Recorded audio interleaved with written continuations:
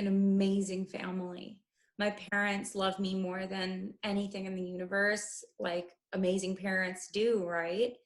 And the first time they caught me and took me to the hospital, I was 11, which is really young. Um, and I felt devastated more so in the fact that I disappointed them. And that was the fact that somebody cares enough to value my life when I don't feel like I value it. I don't feel like I deserve the air here. I'm so insignificant. Those were my thoughts.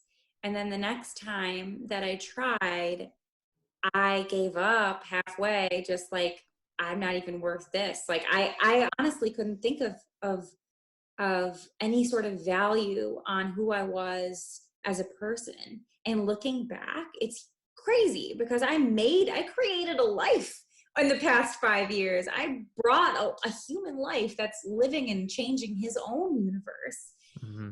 That I tried to cut that short then was so sickening and saddening to me. It's hard to put myself back into that mental state.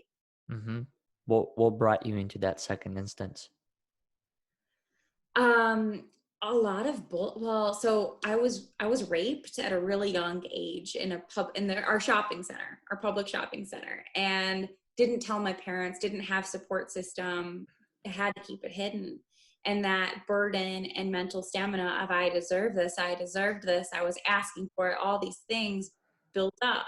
And then the second time, a few years later, people found out that I was sad and tried to kill myself and started bullying me by taking things into school and giving me things to say to finish the job.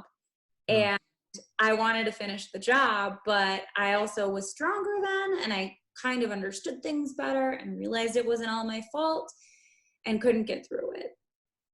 It's crazy to think about that in hindsight. And you want to hear the craziest part of that story is Mm-hmm. those two boys my freshman year of high school who were bullying me in class with these things. The first one ended up killing himself when he was 19, and the second one killed himself a few years later a different way. So it's interesting that they were feeling that trauma and they were understanding it so much so that it ended up coming back around. So if you want to talk about energy and you want to think about how we control that, it's what goes around really does come around in a Mm-hmm. sad way, Mm-hmm. but also the good ways too, right? Like Mm-hmm. how so many people have a beautiful, beautiful heart and put everything into the world and it comes back.